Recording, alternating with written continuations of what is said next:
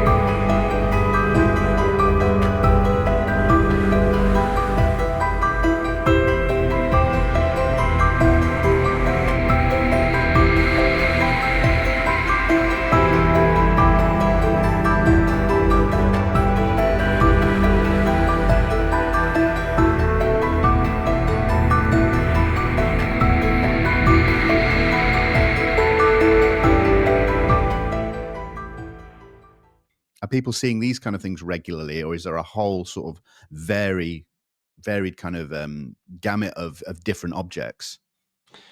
So it seems like there's different objects. And, the first thing that we have to discuss is, what do people consider a drone? So, you know, in layman's terms, most people consider, the forearms, the fans that are flying, the personal drones that we see that we may even own.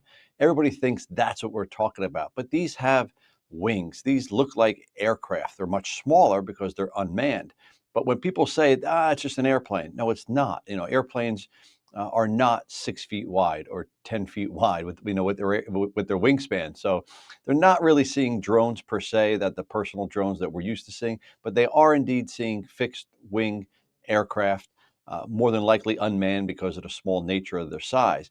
And they are seeing different things. The video that I think that you're alluding to comes from Long Island, and this gentleman has been there nightly, seeing hundreds of drones every night. He has traveled here to northern New Jersey. He's met with me. He showed me his personal video library of his collection, and he tells me he thinks they're actually coming from North Jersey, believe it or not.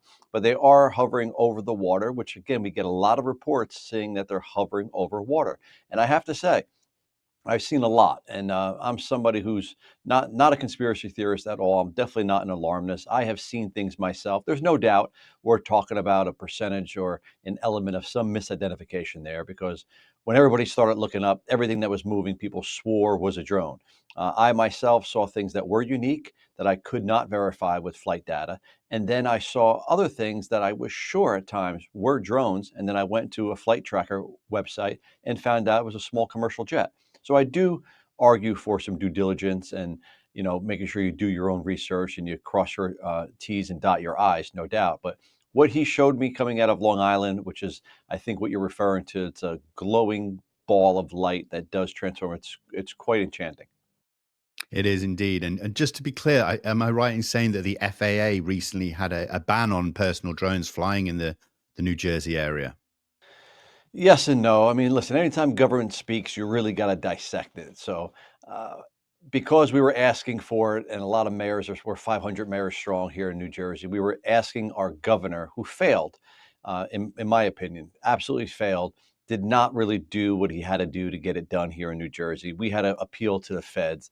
The feds eventually did a temporary ban in only like 26 cities here in New Jersey. It was then changed, and maybe another 15 or 20 more were added, but it was only temporary. And by the way, that ban has since ended. The ban is no longer in effect. Right. Okay. And Donald Trump has promised to reveal the truth about this ongoing mystery. Do you have any confidence in that at all? I do have confidence. I mean, I've been listening and watching Trump for 2 decades now, and you have to understand the way he speaks and almost the way he thinks a little bit. So when he says he's been asked 3 or maybe even 4 times now about the drones in New Jersey, and the first time he was ever asked, I was watching that live. The first time he was ever asked, he said, "Oh yeah, no, our government knows, our president knows. I'm not sure, why they're not telling you." And then the second time he was asked, they said, "What's going on with the drones?" He's like, "The drones?" And they were like, "Yeah, the drones in New Jersey." "Oh, yeah, no, that's odd. We're going to get to the bottom of it." And then most recently, the day he was sworn in on Monday, the 20th, he was signing some executive orders there in the White House, and a reporter asked him, "Are you going to disclose the drones?" And he looked at his chief of staff, Susie, and said, "Yeah, I think we're going to get to the bottom of that. Find out." So he's given his agencies, I believe, 15 days to actually respond to him. So I do take him at his word. He did say we were going to find out in the first day or two, but I think he had a few more pressing issues to deal with. Now we know for a fact that he has made a formal request, and it's about 15 days out. I will add this: if it was really a matter of national security, as the incoming president, as a president elect, you receive the same exact intelligence reports than the sitting president does. So if it was a foreign adversary or something extraterrestrial in nature, it would have been really high on his list. The fact that he was asked the second and third time, and he was like, "Yeah, I think we're going to get to the bottom of that," tells me that he wasn't really briefed as a matter of national security. And more than likely, I'm only speculating in my layman's opinion, but more than likely, we may find out that it's probably some kind of government asset.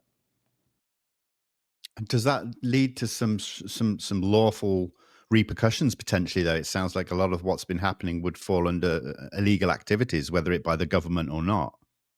Yeah, I mean, certainly it depends. I mean, listen, it's not reported all that much, but I mean, it's absolute fact. You can look it up yourselves. Your viewers can look at it yourself. There was a Chinese national only a couple weeks ago trying to board an airplane in California, was arrested at the airport on his way to China, a flight heading right to China. He had in his possession a drone that was flown over a U.S. military base. So I think it's not necessarily one thing or the other. I don't think they're either a foreign adversary or they're ours or they're alien in nature. I think it could be a combination of few. I think that, um, I'm somebody that lived through 9/11 and the Bush era threat level warnings. There was yellow, there was orange, there was red, and at certain threat levels, you do certain things. Well, listen, this is 2025. You're telling me that we have reservoirs in New Jersey that are 80 to 100 acres wide, and we're still going to patrol them by hand. Get in a car and drive around with lights and sirens on. I think that our federal government has assets to protect our infrastructure. That at a certain threat level, maybe we are aware of an incursion by a drone that we're not familiar with over our critical infrastructure. I believe we then certainly have the ability to put our own assets in the air, drones, to hover, to look, to watch, to even, dare I say, sniff for what's going on. So I think it's not necessarily one answer. It's them, it's us. I think it could be a combination. Yeah, I tend to agree, absolutely. And I think one thing that it boils down to as well is, the unease of the residents in the area. I mean, what is the local kind of police departments or law enforcement doing to kind of ease any tensions or worries that the public has? It's difficult. I mean, early on, we were advising to not call 911 because it was just, paranoia was spreading pretty wildly. So people were calling 911. We kind of stopped that a lot. Nowadays, we don't really get that many calls. People just accept that it's out there and we're waiting for answers. I will say that we've had trained police officers here in my town in Belleville, New Jersey, whereby the one officer is a licensed drone operator. He took his own video where he's saying, "This is absolutely a drone. This is not an airplane. I am a drone operator. I operate drones. I'm licensed. I'm looking at a drone right now." And early on, it was very frustrating because the federal government was giving us all kinds of answers. First of all, here in New Jersey, we got next to nothing from our governor and from our state government. Then, when you went higher to the federal level, which mayors like me and others were part of a White House briefing where we were told nothing to see here. There's not one credible report. It was insulting to the mayors. It was insulting to our residents to be told that. Then you had the mixed messaging going on. We had a House Intelligence Committee had a classified briefing. So I mean, understand what happened here. The White House got all the mayors together for about 45 minutes on a Zoom call and said nothing to see here. The very next day, the House Intelligence Committee convenes a classified briefing on the drones that lasted north of 3.5 hours. Well, our call was only 45 minutes, and they told us nothing to see here. Yet they lasted north of 3.5 hours. Then it's really mixed messaging because then a New Jersey congressperson comes out and says he believes it's an Iranian mothership sitting off the coast of New Jersey. And then to add even more craziness to us, the foreign intelligence chairman, who's pretty high ranking, by the way, says he thinks it's the Chinese. So you got all this mixed messaging. We've lost faith in our federal government to tell us what's going on. And myself, many others, are waiting on President Trump. I do take him at his word, and I do think that we will get disclosure soon. And let's just say that that doesn't happen. It doesn't come from President Trump. Do you have a long term plan of how to tackle this further down the line if it continues to drag out? We're going to keep raising awareness. I'll tell you, I'm fairly familiar with media and communications in the news cycle. So the first time this story came out, this had been happening over New Jersey for 3 weeks before the story really broke. And I played a hand in that when I was talking about how we were all convened for an emergency meeting in Trenton, our state capital, with all the mayors. And that really got the story going. And the story, lasted about a week, which is usually about 4 or 5 days longer than the average news cycle, believe it or not. So I was excited about that. And then I saw the story start to dip. And then it was actually, I was one of the people that went on some different TV shows and started talking about this theory that I believe that they may be out there smelling or sniffing for something. And then I dared say, potentially it's radioactive or nuclear material they're looking for. And then the story went crazy. I mean, we went another week in the media cycle. So I'm excited to be able to keep this conversation going. By the way, when I mentioned that, I was ridiculed by some online, especially social media, and the government really, really tamped down, saying that's preposterous. There's no way that we'd be out there scanning. Yet, guess what happened last Friday, a couple days before the inauguration? I put a clip on my Twitter account whereby a helicopter was flying at 150 feet over Washington, D.C., with a network reporter in it, and it was reported flying at 150 feet, about the height that drones fly, by the way. It was flying in a grid like pattern, and they said it was sniffing for radioactive or nuclear material. I mean, so right then and there, we have the technology to do it. It's not preposterous. Guess what? Drones cost a heck of a lot less than helicopters and helicopter fuel. So the fact that we can put some drones up to protect or harden our infrastructure, I totally believe it. But then again, I was interviewed again by a major network here early on, and I'll never forget this story. This reporter left me and went down to South Jersey, and she's a journalist, credible journalist. She had a unionized camera crew with her. That camera crew from ABC News filmed the first orb that I saw. That was them. That was not some nut looking out of his window or not some conspiracy theorists out there with their cell phone. This was a union uh, television reporter, camera person, with his equipment, filmed a glowing orb, shining, spinning, changing colors, almost changing shape. And that was the first time that I was exposed to, what these orbs might be or what they even look like. And that was kind of shocking. I got to tell you. So, for anybody in New Jersey, what advice or words of wisdom would you give to people in this current situation, to kind of alleviate any kind of concerns? I mean, the one thing that it's kind of two different answers. So to alleviate concerns, I've said it, and believe it or not, the president said it. If it was foreign, if it was an adversary, we have $1 trillion military budget. I'm nearly certain we would have a way to take it out of the sky. Now that doesn't mean that we're in the clear, because even if you believe that these maybe are federal assets, the question is, what are they doing? It's no longer who; it's what are they doing. If you tell me that they're up there just patrolling our critical infrastructure, our reservoirs, our nuclear facilities, I'd be okay with that. But if you tell me they're looking for something, well, now I want to know. Now I'm concerned. Now I want to know what they're looking for or what they're sniffing for. So I keep telling people, keep your cameras out, keep your cell phones out there, video it, put it on social media, keep the conversation going, because we're not going to let we're not going to let the president slide out on this one. I do take him at his word. I do think that we're going to get disclosure. It's probably about 14 days away at this point. I hope you're right, sir. I really do. And my final question before I let you leave is slightly off topic, but it's more relating to the ongoing situation within Congress when it comes to unidentified anomalous phenomena. And we're having whistleblowers come out. Are you following that story? And if so, what are your thoughts on that? I am following it to a point. I do follow the news, and I know that certain senators are calling for disclosure in that. Um, I welcome it. Who knows, really what's going on in our skies? And I'm a fan of history. And when you study history and you study conflicts, especially at times when nuclear powers are either at war or thinking about going to war, there have been strange anomalies that happen over our military bases. It's happened in England, where our nuclear silos went offline for a certain amount of time. It's also happened in England, where military men were on patrol and had an encounter. And I'm very curious about that stuff. And if there are high-ranking members of our government that are saying to disclose that, that very well may be that it's not us.